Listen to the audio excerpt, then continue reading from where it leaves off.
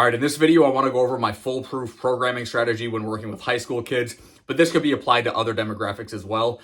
But quickly, before I get into the video, I just want to give a quick shout out to Barbell Apparel. They got all the clothes you need for in the gym or out of the gym. They got polos, jeans, whatever you want. Check the link below. So this programming strategy I like to use does involve VBT. So if you don't have a velocity-based training device, it may not be very feasible to you. But what I like to do and what I found works really well is programming a double progression of a soft AMRAP set with a max rep count of 8 reps. So the working sets are AMRAP sets, but the maximum amount of reps you can achieve is 8 before we cut the set off. So here's the protocol. I give them 4 warm-up or ramping sets at 50%, 60%, 70%, and 80% of the working weight that they're going to use, not of their 1 rep max. And they move into their 2 working sets, both sets performed with the exact same weight, both sets performed as an AMRAP, but this is the caveat. Set the cap at 8 reps per set and set a cap when velocity drops below 0.5 meters per second. So if they get to rep 5 and they move the bar slower than 0.5 meters per second, the set is cut off. 0.5 meters per second likely puts you around or slightly above 85% of relative intensity. The absolute load isn't that heavy, but it's still heavy enough to get a strength stimulus for high school kids who still can't recruit the highest threshold motor units efficiently. So if a kid can perform 2 consecutive sets of 8 reps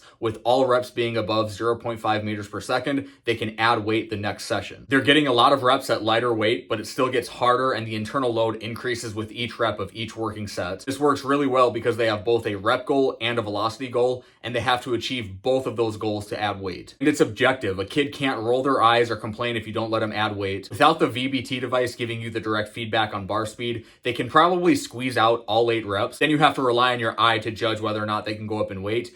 And you really don't want to ask them if they can go up in weight because they're always going to say yes. This strategy I've just really found to work really well in terms of increasing motivation with each rep. When a kid gets to rep 5 and their velocity is like 0.54 meters per second, they know they have to pick up the intensity of the following rep to keep going. And when you're working with a group of kids, nobody wants to be the one that doesn't achieve all 8 reps at a certain speed. It can be embarrassing for them if they're the only one that doesn't achieve 8 reps for both sets, which intensifies the session. So I'll repeat it one more time. It's 2 working sets. Both sets are AMRAP sets, but you have 2 different caps. You have a cap on velocity and a cap on rep count. So the sets are ended when the velocity drops below 0.5 meters per second, or if the athlete achieves 8 reps. I don't even really care about all of the other power metrics that the velocity-based training device provides. The kids like seeing it, and it helps make justifying your value to parents easier too. And this programming strategy can be extended for months upon months with continuous progression. So this is what I'm programming for all of my high school kids right now. If you're a coach and you think you can implement this into your group, that's awesome. Or just implement it into your own training, that's awesome too. But that's all I have for the video. Thanks for watching. I'll see you next time.